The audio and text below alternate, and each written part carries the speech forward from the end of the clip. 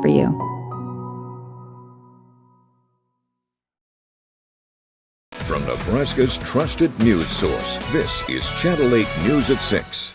Coming up tonight, the proposal supporters say would help Nebraska students in need, but opponents say would hurt the state's education. We have people across the state literally being taxed out of their businesses. Plus, how a new bill could bring the cost of Nebraska land back down to earth. And finally, why a group of Nebraskans are demanding answers to the alleged break-in at the state's GOP headquarters.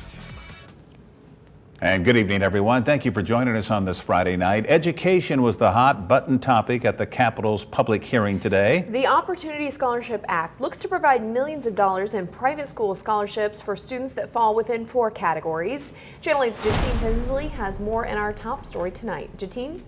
That's right, Megan. The bill would give $25 million to private schools to give out scholarships to some students. To qualify for a scholarship, students must have received a scholarship the previous year, have special needs, be from a low-income family or a military family.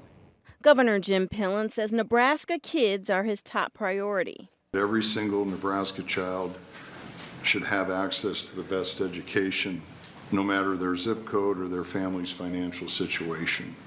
This is not a discussion about whether public education or private education is best.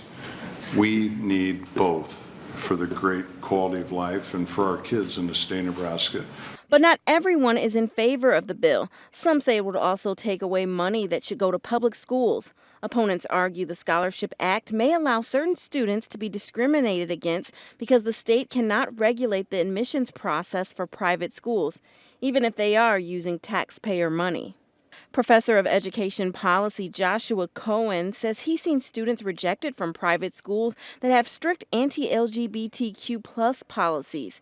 Cohen says there are a few things that could help regulate that problem. The first is annual academic progress reports. You have to do that if you're going to have any idea how these children are doing and give any sort of credence to supporters' claims that these things are good for kids. The second thing is strict, clear, transparent financial reporting, not just from the scholarship granting organizations. He also says he's seen high turnover rates that include 20% of kids on similar scholarship programs leaving every year.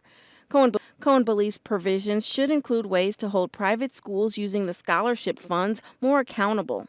From a good governance and sort of frankly a human rights perspective, if the state's going to provide that kind of leeway for schools to discriminate against particular children, we need to see what that language is from the schools directly.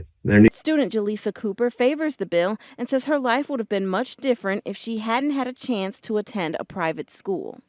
I can honestly say that going to a private school changed my life. It brought me out of my shell. I joined extracurriculars, I skipped a grade, I had all A's throughout my entire K through 12 education for the most part. But even with the help of the scholarship, my mother had to work multiple jobs to afford the education for my brother and I. The Revenue Committee will vote on this and other bills over the next 2 weeks. If it passes, it will go to the floor for further debate. Jatine Tinsley, thank you very much for our top story tonight.